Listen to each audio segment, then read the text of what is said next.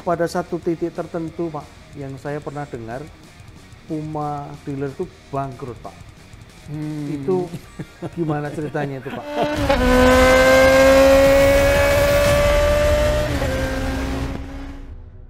Weh, seru bener nih ya. Perjalanan panjang bener nih Pak Agung nih, dari awal balapan di Pachinko sampai membuat Pulau Dewata ini menjadi trek luar biasa. Pengalaman hidupnya perlu menjadi inspirasi kita semua agar yang pernah ke bawah jangan pernah di bawah terus, jangan pernah menyerah. Gitu ya Pak Agung ya. Ya, siap. Ya. Kita gas lagi dulu loh Ya, Pak ya. Gas Oke, ya, siap. Gaspol. Gaspol.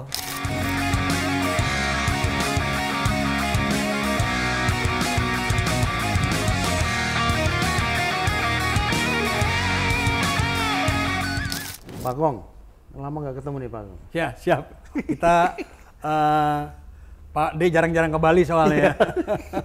Ini kebetulan saya ke Bali Pak. Jadi kita ke Bali, kita kepengen ketemu Pak Gong. Yap. Itu sebenarnya lebih kepada ini cerita masa lalu Pak. Ya, cerita masa lalu Pak Agong ini kan beliau ini dari remaja itu bandelnya minta ampun nih. Mulai doyan balap motor liar di daerah kota Di Gajah Mada yang Muruk, Pak. Gajah Mada yang Muruk ya, sampai ngebut-ngebut di puncak, beranteman di puncak, ini biangnya ini. Nah, tapi dari yang kita tahu Pak, sepertinya Pak Agong tetap reserve apa namanya, ketenaran itu bukan segalanya Pak. Yap. Itu menurut Pak Agong gimana Pak? Memang betul ya, kalau ketenaran kan kita cuma sebentaran, apalagi membalap kan punya batas waktu kan. Seperti kayak saya ini waktu muda kan bandel, terus lari ke Bali. Dari muda itu kan prosesnya kita dari kebut-kebutan di jalan, ya berkelahi lah. Gajah Mada yang Muruk tuh kan kita malam minggu tuh di situ. Itu bukannya banyak beca, banyak apa? Wah iya Pak, seru banget itu. Seru banget dulu Ya, ya. kita dulu kalau pikir-pikir, kalau lihat dari sekarang Pak, aduh kok gila ya. Itu kan dulu masih banyak beca Pak, beca lah, bemo segala macam. Kita startnya itu kadang-kadang dari Chandranaya Pak, Chandranaya, ya. sekolahan tuh, atau juga dari Memet dulu, ada warung kopi tuh Memet. Iya. Udah dari situ start, wah dari situ kita sampai Harmoni, balik, Iya. terus sampai Beos Pak, puter. sampai Beos iya, ya? sampai Beos puter tuh. Nah itu Waktu kebut-kebutan. motornya apa tuh Pak, waktu itu motornya? Dulu saya naiknya RX 100 Pak. Waktu zaman itu RX Cepet itu kan top banget tuh. Dari RX 100 baru ke RXS Pak. Oke. Ya itu kan wah motor enak deh.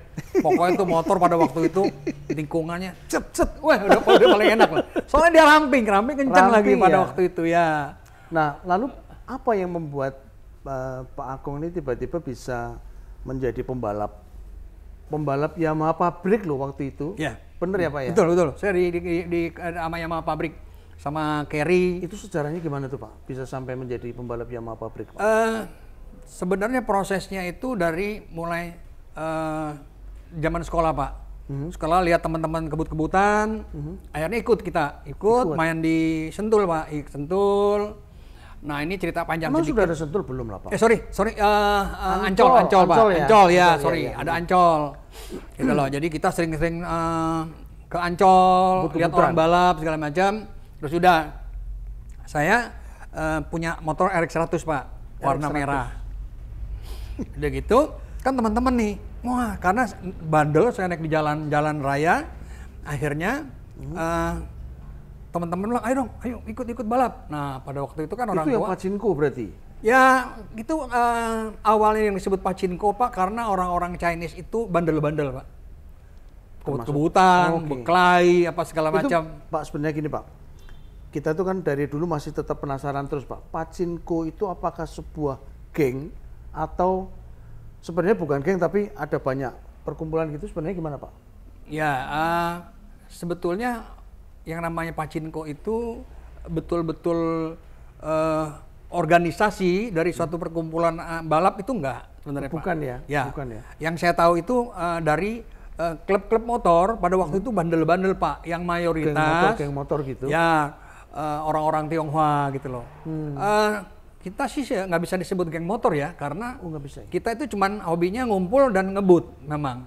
Emang itu doang? Memang itu doang. Ya sekali-sekali karena memang selisih pendapat antar klub ya berkelahi lah paling nggak gitu kan. Jadi pada waktu awalnya itu Pak. Itu yang disebut orang Itu yang banyak orang pacinko karena kita bergerombol masing-masing klub beda-beda. Klubnya ya cukup banyak juga pada waktu itu sih. Jadi disebutlah pacinko. Ya, jadi cuma bukan organisasi, julukan aja sih Pak. Julukan aja ya. Oke. Kalau mau ngomong ya kita bukan pacinko, tapi pelaku-pelaku orang bilang wah ini pacinko nih, gitu loh. Jadi nggak merasa jadi pacinko, tapi orang menyebutnya pacinko gitu ya? Iya. Ini pasukan Cina kota karena kita orang-orang Tionghoa itu yang berani lah. Doyan kebut-kebutan itu ya? Ngebut berkelahi nekat jadi disebut pacinko. Jadi istilahnya seperti itu. Nah setelah itu Pak, yang tadi kita kembali ke tiba-tiba, kenapa jalannya Pak Akong kemudian kenal dengan Yamaha dan ditarik menjadi pembalap Yamaha itu? Ya. Caranya piye Pak? Jadi waktu pas kita zaman sekolah tuh kan latihan di Ancol kan? Ya. Itu Ancol latihan, terus dari saudaranya saya punya motor RX 100 merah, dia punya RX 100 hijau. Teman-teman semua bantu, jadi kita join supaya saya bisa balap. Oke. Itu loh, dari join teman-teman supaya balap, akhirnya sama orang tua kan nggak dikasih Pak. Jadi motornya saya itu tangkinya dituker. Biar bukan ketahuan motornya Pak. Bukan motornya. Jadi saya pulang tetap bawa motor. Oke. Bawa motor Yamaha 100 warna merah. Padahal motor saya itu yang hijau itu motor saya jadinya. Balapan itu. Tuker ya. Kan jadi nggak tahu. Nah awalnya seperti itu. Ya kalau nggak dibohongin orang tua kita mana dikasih Pak. Nah dari latihan begitu akhirnya mungkin dilihat sama Yamaha atau ada teman-teman juga kan saya bagus. Ya. Pada waktu itu ada seleksi. Itu waktu itu Yamaha tim manajernya siapa Pak waktu itu? Kalau nggak salah itu Baharudin kalau nggak salah Pak. Baharudin ya? Kalau nggak salah Baharudin. Saya ingat pada waktu itu saya dapat support juga dari Tritala Sakti Pak kalau ingat. Itu Pak Herman kalau nggak salah itu manajernya. Kalau masih ingat ya. Itu saya dapat support dari mereka. Terus diseleksi. Seleksi saya salah satu yang terbaik itu makanya jadi masuklah tim Yamaha Pak. Tim Yamaha. Ya. Pada waktu itu. Jadi di kontrak sama pabrik pada waktu itu. Kalau nggak salah tuh dulu kontrakannya sepeda motor Pak. Kalau yang saat itu apakah Pak Edmonco sudah jadi pembalap Yamaha? Yamaha, Pak Edmond itu seniornya kita. Orang bilang opa, makanya opa Pak. Itu seniornya kita. Saya dan Kerry Utama itu jadi setiap... Kerry juga Yamaha? Yamaha Pak. Jadi saya dulu waktu saya ngecun motornya saya tuh ngecunnya dengan papanya Kerry. Oh, papanya Kerry. Orang tua Kerry. Jadi saya suka nongkrong di tempatnya rumahnya Kerry dan juga di tempat rumahnya Edmond. Oke. Jadi Edmond itu udah pembalap, dia udah senior Pak. Naik motor racing. Yang GP itu ya? Ya, yang GP itu.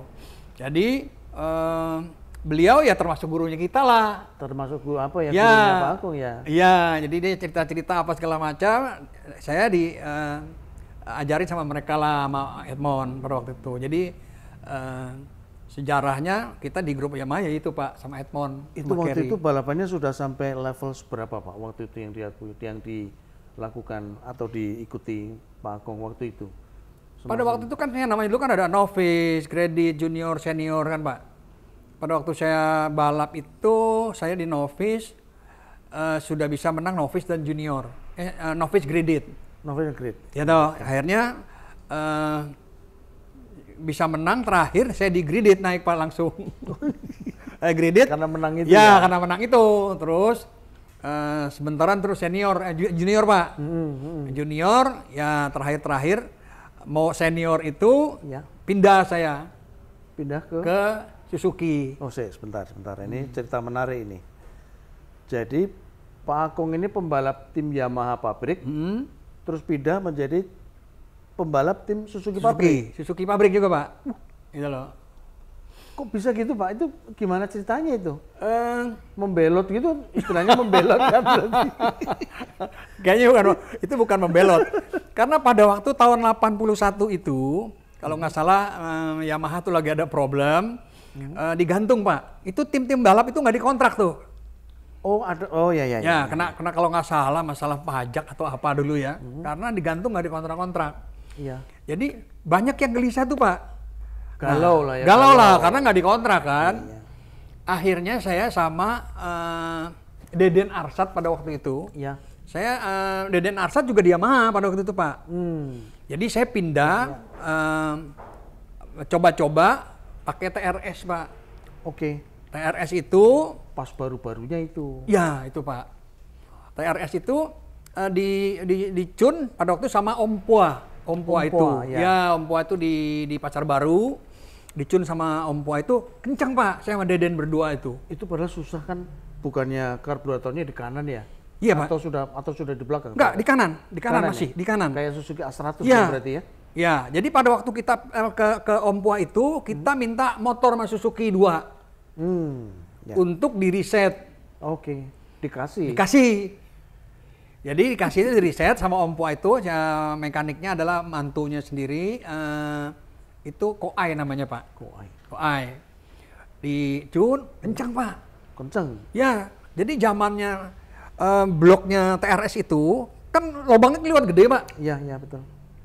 Dibikin belah coak-coakan percis kayak Yamaha pada waktu itu. Oh, jiplak ke sana Ya, ya. di kayak di intake-nya tuh, inletnya tuh dibagi dua kayak gitu. Oke. Kenceng Pak, itu zamannya rotari kan pada waktu itu ya. Itu coakannya rotari. Ya. Salah kan susah Pak itu Pak. Wah itu susah tuh Pak. Ganti nyarinya susah. Tapi Om Cia lah top kalau rotari mah nggak ada lawan lah. Itu sudah Om Cia itu? Enggak, itu masih Om Pua. Om Pua. Masih Om Pua. Iya. Nah pada waktu itu setelah dari sana motor kenceng dipanggil sama Pak Bronto. Tapi udah ikut balapan lagi? Balapan Pak, itu balapan. Balapan itu udah ya? balapan. Jadi sebentaran tahun 80, kan 81 nih mau kontrakan baru. Kan semua pada belum dipanggil nih semua, gelisah. Betul. Akhirnya Pak Kung balapan pakai TRS. Kenceng Pak pada waktu itu. Menang terus ya? sama Deden sama lawannya ya Kerry, Hong An ya kayak gitu-gitulah. Lawannya Pak. Gitu loh. Nah, dari situ dikontrak saya. Oke. Kontrak. Sama Pak Bronto langsung ya? Pak Bronto pada waktu itu tahun 81. Ya, ya. 81 sampai terus balap lah. Pokoknya pada waktu itu saya masih posisi di puncak karir lah. Istilahnya kalau orang karir itu di puncak karir lah. Ya. Sampai di Suzuki lama. Nah, tahun 83 Suzuki Jelajah Negeri. Ya. Itulah lah saya pertama Pak, angkatan pertama. Oke. Naik RC 80. Yang dari Aceh kemari. Nah, ada Trans Sumatera, Jawa, Bali, Lombok gitu loh Pak. Aceh. Ya, ya, ya. Terus ke Medan, terus lah jalan darat. Pada waktu itu sekarang enak Pak, orang touring jalannya aspal semua. Ya, udah. Rambunya rambu lalu lintas. Kalau dulu rambunya macan, singa, gitu loh. Gajah, badak di Sumatera tuh itu dulu. Oh gitu ya? Iya. Itu awalnya ketika Pak Akong di Suzuki, itu kalau itu kan selain itu kan bagian promosi, Ya. promosi di Suzuki-nya Pak ya. Betul, Tapi betul. balapnya itu masih terus lagi Pak? Terus Pak, Terus lagi? terus. Sampai yang tadi Pak Tahun Akong bilang 86. sampai puncaknya, terus Pak Akong ngapain di puncaknya? Berhenti? Berhenti Pak, berhenti. Lah, bukannya di puncak dinikmati dulu gitu kali ya? Iya, Udah iya. berhenti? Iya. Kenapa Pak kayak gitu Pak? Pada waktu itu saya mungkin nanti di review saya punya majalah dulu Pak waktu tahun 83 itu bahwa saya sudah mulai cari uang dengan servis elektronik Pak pada waktu itu. Servis elektronik itu apa Pak? Ya, misalnya? video-video. Saya servis video. Video player. Video player dulu ada C7, C80 betul. itu saya keliling Pak. Zaman yang video-video itu saya. Yang gede itu kan? Ya. VHF, bukan ya? Beta dan VHS pada waktu itu. Ya, ya, ya. Jadi saya udah kerja itu dan saya memang lihat Pak bahwa hidup itu dari balap itu memang masih belum bisa. Nggak bisa Pak ya? Dan syukur-syukur saya masih muda udah menyadari itu. Pada waktu itu ada yang mau ngajak itu ke Bali Pak. Ke Bali itu untuk coba kita ke Bali karena di Bali itu saya lihat ya dulu, wah enak kali ya. Karena wah banyak bule gitu loh pikirannya. Bule telanjang, Pak. Iya dulu masih ada, Pak. Itu namanya orang bilang ya bule-bule pada telanjang, ya setengah-setengah telanjang lah, Pak. Iya. Gitu loh. Namanya sumur, Pak. Oh, sumur. Susu dijemur. Oh, iya. Pada waktu itu kan rame. Tapi maksudnya ke Bali itu untuk membuka bengkel elektronik itu atau meneruskan balap waktu itu, Pak? Pada waktu itu saya ke Bali itu pikirannya kan mau bantu bengkel di sini. Oke. Ternyata nggak bisa, nggak cocok. Akhirnya saya buka servis, Pak. Saya buka servis elektronik. Ya. Pada waktu itu Hans Elektronik. Hans Elektronik. Ya, jadi saya ada maintenance ke hotel, ke Pemda sini. Kalau dulu kan nggak ada mekanik teknisi yang jago, ya, Pak. Betul. Saya itu pada waktu itu ahli di video karena saya pernah kerja di Sony Gajah Mada dulu, Pak. Iya. Oke. Saya kerja di sana. Jadi saya ada di elektronik. Jadi maintenance, service di hotel-hotel, di Pemda. Dulu zamannya RCTI baru jadi TV swasta. Itu kan cari duitnya enak, Pak, pasang antena UHF, Pak. Oh iya itu ya. Iya. Parabola itu, iya, bukan antena UHF. Dulu kan masih ya. TVRI. Oh, okay. Jadi rumahnya Pangdam, asrama, itu saya kerjain semua itu, Pak. Itu banyak itu waktu itu ya. Ya lumayan. Banyak lah ya. Karena pada itu kan orang belum tahu, Pak. Iya betul. Kalau sekarang dulu pasang antena ongkosnya 15.000, Pak. Gede kan pada waktu itu. Nah, jadi mulai dari situ saya cari di elektronik, akhirnya ditawari didorong sama Paulus Wandi, Pak. Dulu kalau Paulus Wandi. Kalau di Suzuki dulu service operationnya Paulus Wandi, dia telepon untuk Kong, bantu dong di sana. Gitu loh, itu Pak Bronto lagi mau ngangkat Mendeler Bali. Oke. Coba tolong temuin Itu 86 saya. Itu berarti? Ya. 88 ya kali ya? Enggak, Pak. Itu tahun 89 apa 88? Oke, berarti 80-an akhir ya? 80-an akhir. Jadi saya ketemuin Pak Bronto. Kong, sini. Ini saya kenalin nih. Kita nih mau angkat Mendeler sini, dia bilang. Nanti tolong nih dibantu-bantu soal servisnya, Pak. Oh, siap, Pak. Gitu lah. Tahun 89 itu saya mulai persiapan buka bengkel, Pak. Buka bengkel Suzuki pada waktu itu. Bengkel resmi Suzuki, tahun 90 saya buka bengkel. Namanya Puma itu? Bukan. Dulu Prima Utama awalnya. Prima Utama, oke. Prima Utama. Jadi sekarang itu di elektronik saya masih Prima Utama juga. Jadi Prima Utama. Jadi Prima Utama saya buka tahun 90, 93 saya buka dealer udah, Pak, join pada waktu itu. Jadi cepat lah, memang pada waktu itu memang serius bekerja. Ya, betul. 93 buka dealer. Terus perjalanannya waktu saya dari bengkel itu, saya udah masuk ke dunia balap, Pak. Maksudnya gini, ketika buka dealer, balapan bengkel lagi. Dulu, Pak. Bengkel. Dari bengkel saya udah pada waktu zamannya Sprinter, Pak. Suzuki Sprinter. Kan saya bawa sendiri. Iya. Taruh-taruhan di sini. Oh, kumat berarti. Ya. Ya, bukan kumat, Pak. Masih ada. Jadi pada waktu itu Sprinter terkencang pada waktu itu, Pak. Di sini ya? Di Bali. Pada waktu itu saya bilang saya punya Sprinter bisa masuk lari 120, orang sini nggak percaya. Sprinter kan 100 cc. 112. 112 ya kalau nggak salah ya, Pak. 112 kalau nggak salah. Ya. Saya punya Sprinter bisa ngalahin Area King. Pada nggak percaya, Pak. Tapi itu kenceng. Itu Om C yang pegang itu pada waktu itu, istilah yang ngecun lah. Om C. Ya, di Renon, Pak. Oke. Kan ada kebut-kebutan, mimpin terus, Pak, saya, Pak. Mimpin terus. Akhirnya kan gempar pada itu. Ya, lagi itu cari promosi lah, karena bengkel kan. Itu pada waktu itu. Iya. Nah, akhirnya taruh-taruhan, Pak. Menang berapa kali. Sampai akhirnya banyak yang kenal. Begitu saya mau taruh-taruhan, saya pakai helm, Pak, gitu. Banyak kenal. Itu Akong tuh, jangan mau ikut sama dia. Itu bekas pembalap tuh, gitu loh. Pada waktu itu, gitu loh. Nggak jadi akhirnya. Nah, dari situ mulailah, Pak, saya pupuk, Pak. Pupuk. Untuk masuk ke IMI. Oke. Jadi seksi roda 2 dulu kan, ya, namanya. Nah, mulailah, Pak. Saya bikin tim. Oh, jadi balik lagi memang Balik dunia lagi balap banget ya, balap lagi terus bikin tim. Nah, bikin tim ini percuma kan Pak? Bikin tim, wong eventnya nggak ada. Oh, nggak ada ya? Nggak ada. Pada waktu itu dari Suzuki Pak, Mas Tommy, terus Tommy Irnawan terus sama beberapa orang Suzuki itu. Dulu kita juga belajar masukin input data segala macam. Dia bikin OMR Pak. Oke. Kan Suzuki dulu kan pergi ke ini ke daerah-daerah Ya, untuk bikin OMR kan untuk promosi. Dari situlah saya belajar Pak. Nah, saya belajar itu, bikinlah saya event Pak jadinya. Oh, jadi event organizer. Promotor juga berarti? Promotor. Oke. Jadi dulu sih agak sedikit memborong lah. Bengkel, punya tim balap, promotor. Karena pada waktu itu Pak, kita punya tim balap di Bali nih, ikutnya di Jawa, kan berat Pak juga. Iya betul. Di sana jago-jago kan, nggak mungkin. Akhirnya saya berinisiatif bikin juga event. Saya bikin event kayak kayak sirkus Pak, seperti kayak Helmi Sungkar daerah lah. Denpasar, Bangli, Badung, Negara.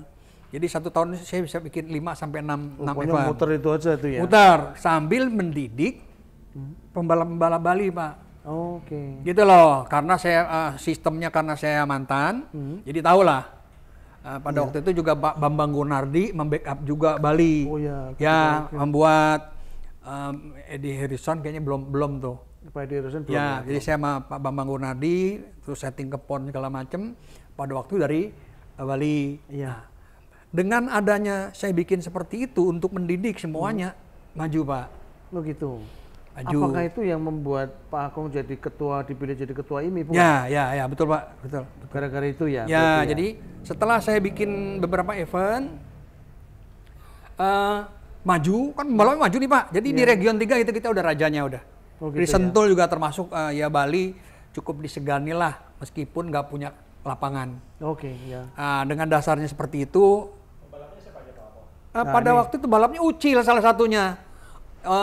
Roy Nugraha, Ucil, Rizal Marjanto. Pada waktu itu kan kita yang tidak diperhitungkan waktu di Kaltim kan kita dapat 2 medali, perak dan perunggu. Yang waktu PON ya? Adu PON. Jadi pada waktu itu orang juga bingung Bali bisa menang tuh di PON tuh udah nggak mungkin lah. Nah ternyata menang. Jadi orang bilang dulu kan panggil Ucil Puma ya Pak ya, mungkin nggak tahu ya Ucil Puma. Jadi dengan adanya begitu mereka semua berprestasi, ya mereka daulat lah saya jadi ketua IMI. Pada waktu itu Pak. Tapi tetap bisnis jalan tetap. Jadi saya punya bisnis elektro dan dealer pada waktu itu Pak. Dealer ya? Dealer dan elektro. Nah kemudian pada satu titik tertentu Pak, yang saya pernah dengar Puma dealer itu bangkrut Pak. Itu gimana ceritanya itu Pak? Bukannya itu sebenarnya benar-benar berkibar banget ya waktu itu di Bali ya? Itu gimana Pak ceritanya? Memang saya mengalami masa-masa bagus lah Pak bisnis. Kejayaan kan? ya? Ya masih kejayaan lah. Pada waktu itu kan Suzuki kan tetap bagus ya. Penjualan Suzuki yang luar biasa. Luar biasa. Sempat market share itu 25%. Honda 25, Suzuki 25 Pak. Zamannya Shogun Pak berarti Pak? Ya. Yamaha di bawah kita masih pada waktu itu. Akhirnya itu zaman Shogun apa sama apa lagi Pak? Zamannya Kristal. Kristal ya. Dulu ada launching Kristal terbesar itu di Bali. Pakai grup band pada waktu itu Pak. Waktu itu ya. Ya. Nah, sempat Jaya masuk zona nyaman sebenarnya Pak. Zona nyaman ya, waktu makanya itu ya? Pak De sama teman-teman tuh harus hati-hati tuh kalau kita lagi di atas masuk zona nyaman, itu yang paling bahaya Pak. Paling bahaya Pak ya? Paling bahaya kalau kita masuk zona nyaman. Kenapa tuh Pak soalnya Pak? Karena kalau kita masuk zona nyaman, larut dengan keberhasilannya kita nggak siap nanti kalau jatuh Pak. Perjalanan hidup kan panjang, pasti turun naik Pak. Gitu loh. Jadi sejak tahun 2000, saya tahun 93 kan, 93 mulai buka dealer sampai dengan 2012 saya tutup. 2012 tutup? Tutup. Dua-duanya? Semua Pak. Saya sempat punya dealer itu Bali 2, Lampung 2, Jakarta itu saya sempat punya 5 sampai 7 Pak. Ya loh. Bubar semua tuh Pak? Tutup semua? Pada waktu itu saya juga bingung Pak. Sejak 2017 kan kita bertahan terus. Iya, iya. Kan nggak mungkin lah kalau perusahaan multinasional mau membiarkan ini berlarut. Iya, iya. Saya tahan. Jadi bertahan 2007, 2008 terus sampai 2012 Pak. nombok terus itu berarti? Nombok terus tiap bulan. Tiap bulan nombok terus. Untung masih ada duitnya Pak untuk nombok. Nah, kalau nggak ada gimana? Ya, jadi gitu Pak. Banyak teman-teman pembalap itu dulu pada waktu masa jayanya dapat duit gampang, masih muda, lupa nyimpen, lupa nabung. Itu yang membuat semua orang nggak bisa bangkit. Akhirnya 2012 ya tutup Pak. 2012 tutup ya? Tutup. Jadi Bali saya tutup, rencana udah di Lombok itu saya punya 2 dealer, di Lampung saya tutup, di Jakarta itu saya jual kasih ke adik Pak. Sekarang masih ada, Suzuki Puma Jakarta masih ada. Oke, iya. Ya, saya jual semua, saya tutup semua Pak. Gitu loh. Masih, saya dengar masih banyak teman-teman juga yang belum bisa bangkit. Jadi pada waktu itu terpuruk itu, saya pikir mau kerja apa nih Pak? Iya, waktu itu saya mau tanya itu ngapain ya? Mau kerja apa bingung kan Pak? Tuh? Gitu loh. Tempat ini saya beli pada waktu itu tahun 2011 sampai 2012 karena udah tutup Pak. Kita tutup aset-aset pada waktu itu kita kira mesti punya uang sekitar 8 miliar deh. Ini mau dibuat apa? Mau kerja apa? Dibilang kecil ya gede, dibilang gede ya kecil Pak. Pada waktu itu ruko-ruko di sini ya sekitar 3 miliar. Udah mahal ya waktu itu ya. Jadi ya udah saya beli tanah, terus sih ada beli villa juga join, gitu loh. Ditawarkan lah Pak. Oke. Itu pada waktu itu saya umur 55-56. Sudah STW lah Pak ya. Iya, STW Pak. STW, setengah tua. Nah, Iya. orang bilang bukan setengah tua Pak. Pralansia. Lansia. Pralansia. Sama kayak Pak D. Iya. Waduh ini. Saya udah lansia nih Pak. Iya. Ya, berarti. Udah lansia? Udah. Berarti. Pada waktu itu pralansia. Iya. Pralansia. Wah, gimana? Tapi harus semangat Pak. Harus semangat Pak ya. Harus tetap semangat. Padahal pada waktu itu kan orang bilang, banyak orang juga yang aduh udah tua lah mau kerja apa. Waktu itu anaknya Pak Akung masih sudah kuliah di Australia segala? Belum? Sudah Pak. Nah itu waktu anak saya kuliah di Australia kan lagi banyak duit. Iya. Pada waktu itu lagi masih jaya-jaya di Suzuki. Kalau kita banyak waktu Pak. Iya. Ya kan? Bukan banyak duit, tapi banyak waktu. Banyak kita. waktu. Iya. Gitu loh. Nah akhirnya Tarik balik Pak. tarik. Gitu loh. Tapi dia udah lulus Pak. Udah lulus. Oh, sudah lulus pas lah ya. Jadi mulai Pak bangkit. Nah, Jual ke distributoran. yang pertama kali dikerjakan Pak Akung apa tuh? Distributor apa tuh Pak? Aki Pak. Aki. Pada waktu itu saya dicari juga sama orang mantan direktur Suzuki juga. Pada waktu itu mungkin kalau Bapak tahu tuh Pak Jasman. Pak Jasman. Ya. Dia ke Bali, sebelum dia telepon, dia bilang, "Kong, lu mau nggak? Jadi pegang jadi distributor Aki di Bali." Aki, saya bingung juga kan. Waduh, kita nggak tahu. Nggak punya pengalaman. Nggak punya apa-apa, nggak punya pengalaman. Ini apalagi ke distribusi kan beda nih Pak. Ini perusahaan distribusi nih, perusahaan baru kan. Gitu loh.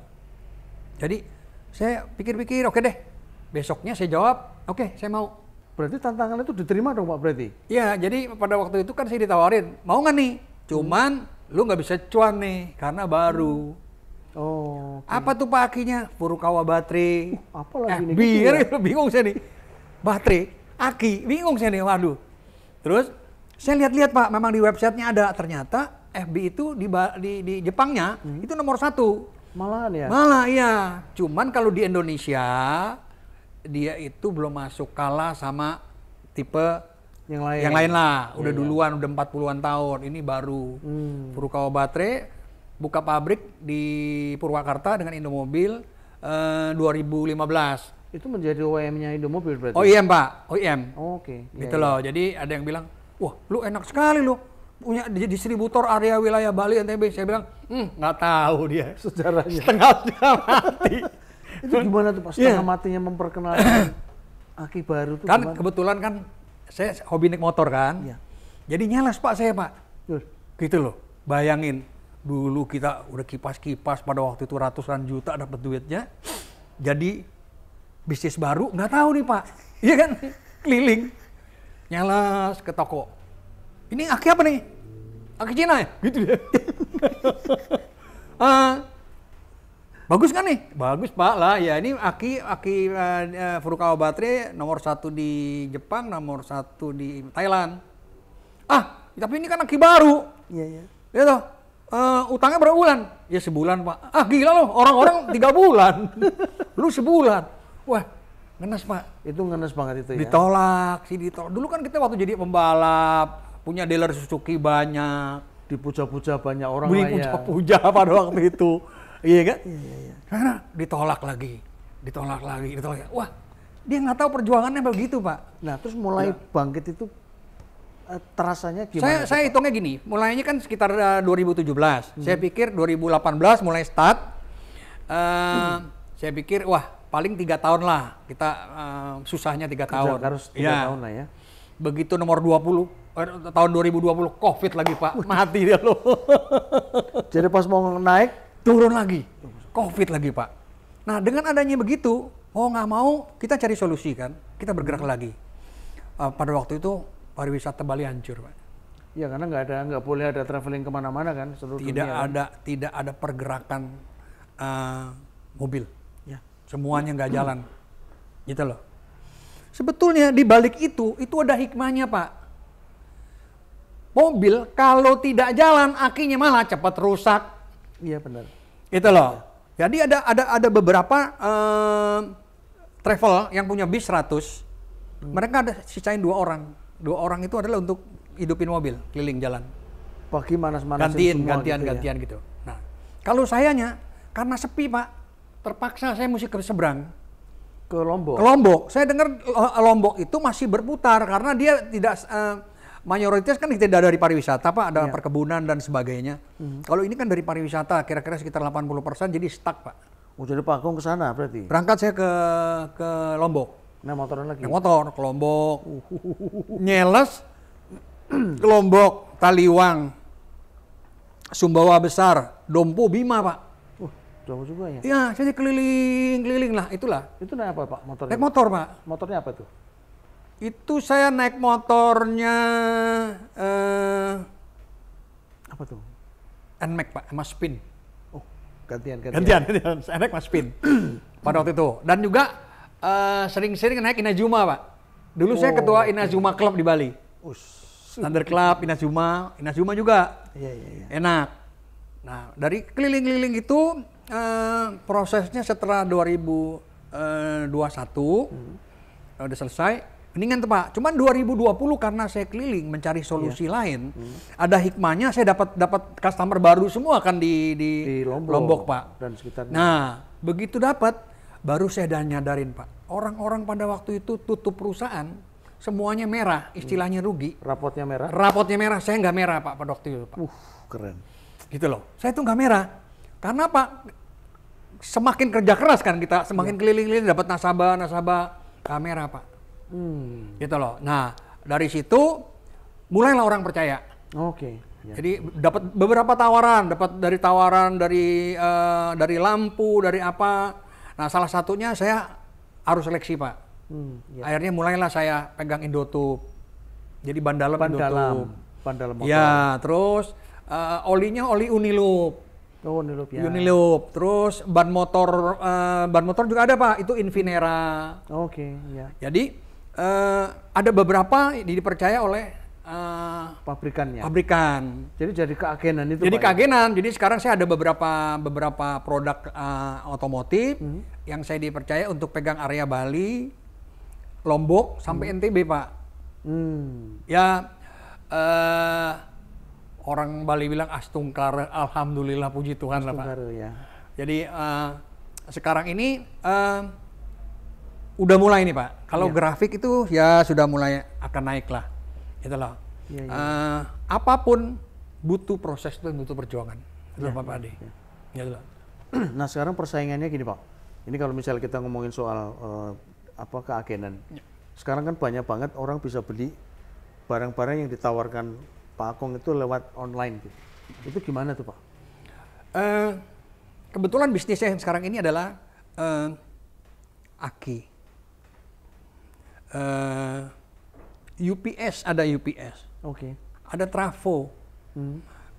Kalau aki itu mereka harus mempercayai garansi.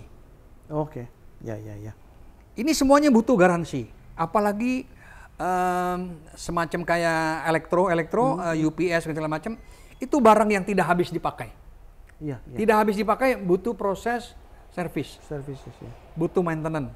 Nah, kalau untuk ban, contoh Pak, ban itu kita harus sama pabrik itu harus pintar. Iya. Karena contoh Pak, Bapak mau beli ban motor, Ya. satu ban motor itu 200.000 misalnya. Iya. Bapak beli online. Beli online itu kena ongkir nggak? Iya. Iya. Kena ongkir misalnya 25.000. Kan gitu. Nah, waktu kena ongkir 25.000, dia di Bali 225, Pak. Sorry. Jadi 200. Ya. Kena ongkir 225. Ya. Saya jualnya 225 juga. Oke. 225 dia harus pesen.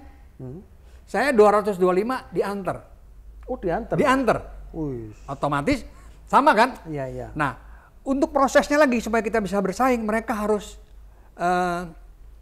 CBD, cash delivery order. Oke. Gitu? Ya. Sorry, cash CBO. before delivery. Jadi bayar dulu baru dikirim. CBD, ya. Kalau kita di sini bisa hutang, Pak. Sebulan. Oke. Nah, itu salah satu yang kita lakukan sekarang ini gitu. Jadi mesti ada terobosan-terobosan. Ya mau nggak mau Pak. Ya. Misalnya Pak Denny toko beli di Jakarta 200.000. Pak D bayar cash dulu, Ya. baru dikirim. Banyak yang kena ongkir 25.000, Ya. kan jadi 225. Bapak di sini telepon diantar hutang. Kalau nggak dibayar gimana Pak? Ya kan mungkin Betul ya. bisa. Nggak dibayar bisa gitu. Betul. Mencuang gitu kan. Betul Pak, betul. Mungkin nggak itu? Mungkin Pak. Justru itu salah satu tantangannya. Wih, agak ngeri juga Pak ya. Ngeri Pak. Dalam jumlah Ngeri. gede ya. Kan utang. Pada waktu start awalnya itu istilahnya kredit bermasalahnya Pak. Itu 40% Pak. Nggak pening gitu. Iya, pening banget. 40%. Kita seleksi. Setelah kita jalan 2-3 tahun Pak, itu terseleksi. Oke. Ternyata kalau yang di Bali ini kan masih aman nih Pak, deket nih. Gitu loh. Jadi dia dibayar, ya cuma lama. Oke. Aturan utangnya sebulan, ada yang 3 bulan, ada yang 5 bulan, ada yang 6 bulan baru lunas.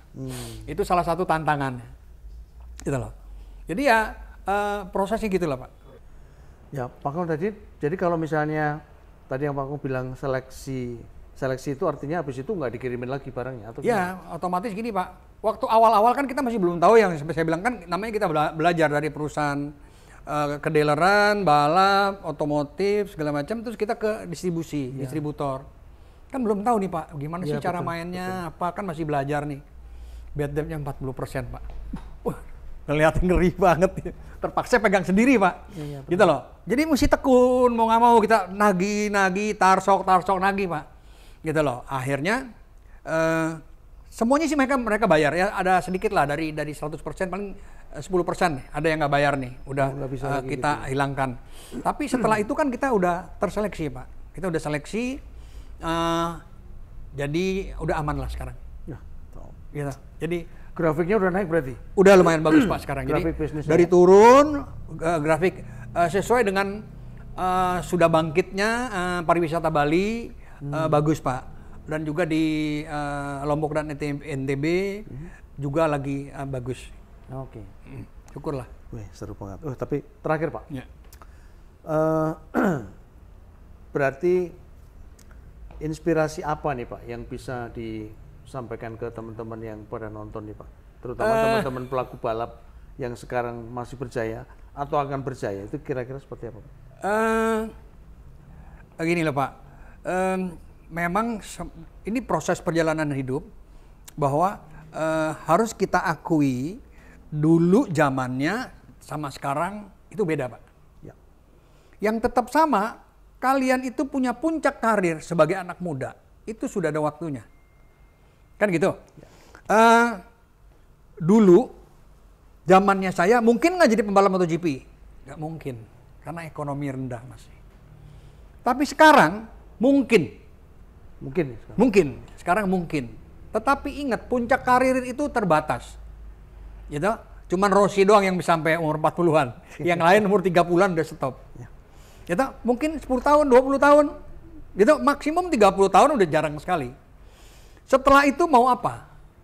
Mau kemana? Jadi kalau kayak anak-anak muda nih, saya juga bilang, anak saya kan sempat jadi pembalap. Terakhir dikontrak sama Honda yang pakai CBR 250 RR. Ya. Kamu untuk masih muda, jadi pembalap, selain hobi, selain senang, kamu adalah cari nama.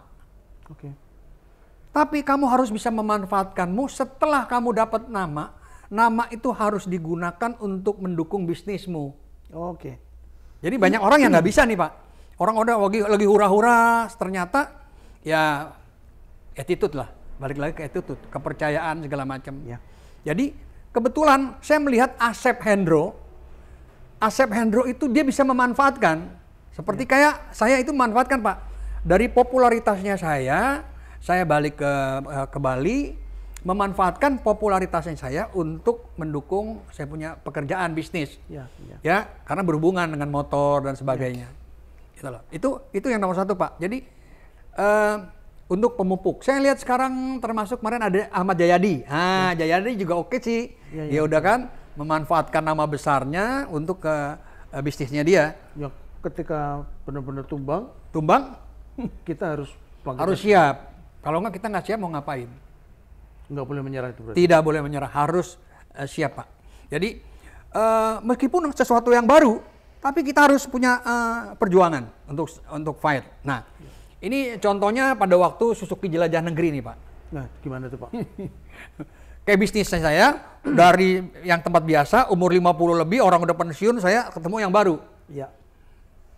Dipanggil sama Pak Angki Kamaro. Pada waktu itu dulu kan ada Angki Kamaro. Iya. Di Suzuki sebagai direkturnya kan? Iya. Direktur marketing. Dipanggil. Saya mas sama Sulistyo Wibowo. Oh iya, mungkin ya, kalau iya. Sulistyo ingat. Pembalap motocross tuh. Ya, balap motocross, Pak. Ya, betul, ya. Pada waktu itu. Terus saya dipanggil sama Angki Kamaro gini. Kalian sini duduk. Berani nggak kalian touring dari Aceh, Sumatera? Trans Sumatera, Jawa, Bali, Lombok. Wah, kita umur 23 mana ada cita, nggak berani, Pak. Gas terus. Iya. Berani nggak? Berani, Pak. Gitu loh, berani. Terus kita cari mekanik, siapa mekaniknya? Oh, Agus aja. Agus kan dulu pembalap juga, dan juga dia bisa mesin. Mas Agus Budiman? Agus Budiman. Orang bilang Agus Budek. Iya. Gitu, itu memori sama Sulis. Udah gitu. Ya udah. Besok, persiapan. Minggu depan berangkat. Waduh, berangkat. Saya juga bingung, Pak. Pulang, waduh. Sumatera itu di mana ya? Dulu nggak kayak sekarang kan, Pak. Kayak kita jaraknya deket-deket.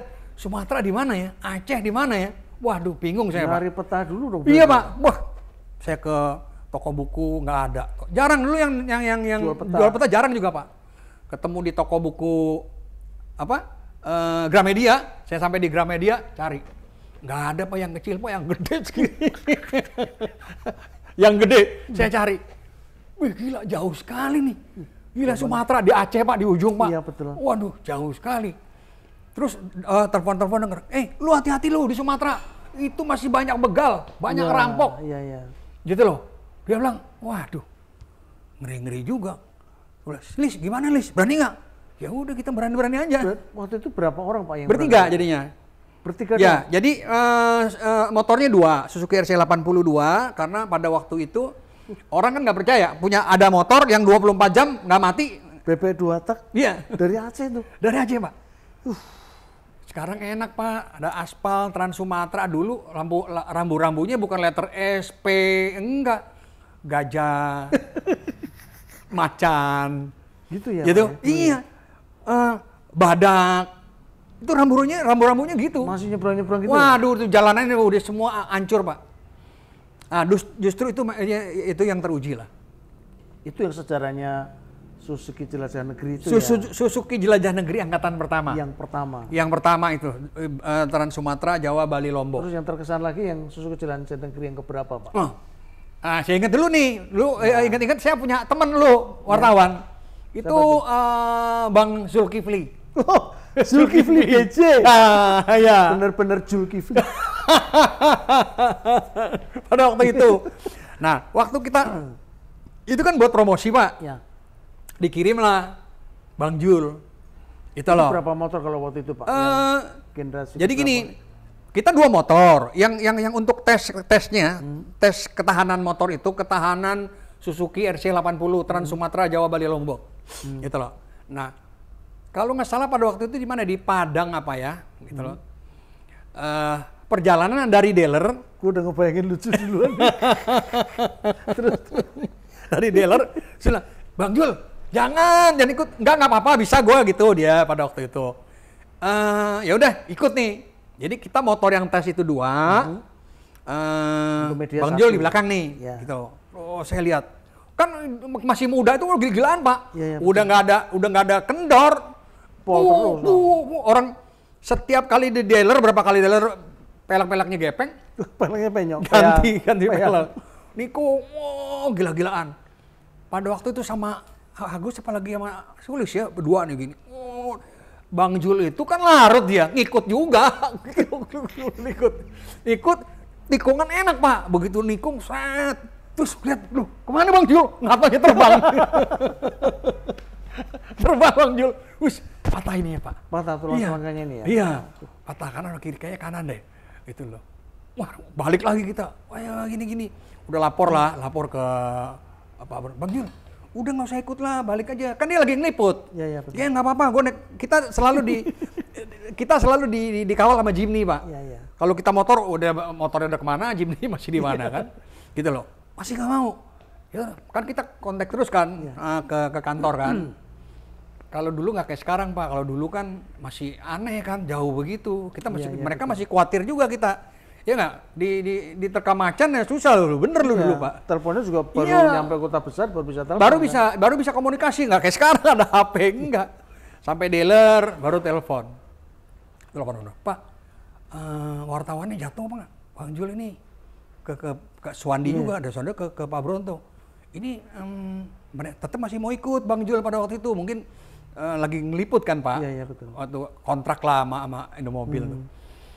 Terus jangan nggak pulang aja, suruh pulang aja, jangan, kan mesti ke pada waktu itu mau ke dokter atau gimana kan, Pak itu ngengsol patah gitu. Bang Jul masih mau ikut, nggak apa-apa gue ikut, gitu loh, di mobil aja kan bisa ngeliput. Ya. Akhirnya pulang. Gitu. Kita juga jadi khawatir Pak pada waktu itu. Nah itu salah satu contoh Pak, itu kan sesuatu yang baru. Ya.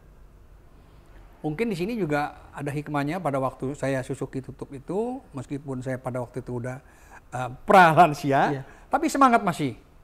Gitu loh. Orang bilang hasil itu tidak mengkhianati usaha lah. Gitu loh. Jadi ini kuncian nih. Untuk bala-bala muda itu kan banyak Pak. Contohnya beberapa yang gagal. Iya. Dan juga orang-orang yang bekas-bekas Suzuki jatuh itu, kita semua kan nggak sangka Pak. Dunia ini di atas dan di bawah itu, kalau bilang roda berputar, tidak selalu pentil di bawah, tidak selalu di atas. Jadi harus ingat masa kejayaannya kita, juga harus ingat masa nanti. Tapi di bandara tadi ada tulisan Pak. Ada tulisannya kalau hidup itu kadang di bawah, kadang di Bali Pak. Iya itu bagus. Kadang di bawah, bukan kadang di atas, kadang di Bali. Kadang di Bali. Itu banyak lah Pak perjuangan.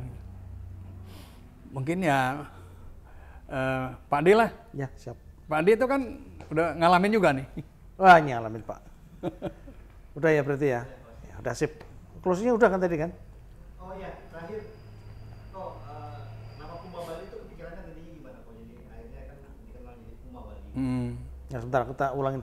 Jadi ini beliau tanya nih Pak. Ya. Nama Puma Bali itu asalnya dari mana Pak? Apakah penggemar binatang puma gitu? Enggak ya? Jadi gini, dulu waktu pertama itu dari buka bengkel Pak.